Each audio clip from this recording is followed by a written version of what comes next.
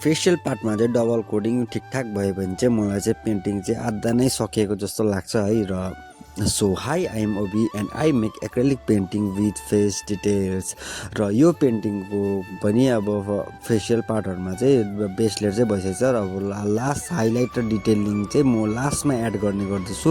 र अहिले चाहिँ म चाहिँ जो कपडाहरू हुन्छ है तिनीहरूलाई चाहिँ एकदम रिल्याक्सले पेन्ट गर्न सकिन्छ, जस्तो आफूले चाहिएको जस्तो बनाउनु पनि सक्छ है। र फेसियल पार्टलाईमा चाहिँ त्यो गर्न मिल्दैन, किनभने एउटा अलिकति फेसियल एक्सप्रेसन अलिकति नमिलेन भने है त्यो पेन्टिङको क्यारेक्टरै लुज हुन्छ है। लुगामा पनि बेस कोट गर्नको बादमा चाहिँ अब चाहिँ म चाहिँ लुगामा पनि लुगामा चाहिँ पहिला नै हाइलाइट गर्दै जानु पर्यो भनेर सोचिरहेको थिएँ है। र यो मिनी आर्ट ब्लग कन्टिन्यू रहनेछ यसरी नै पार्ट्समा गर्दै।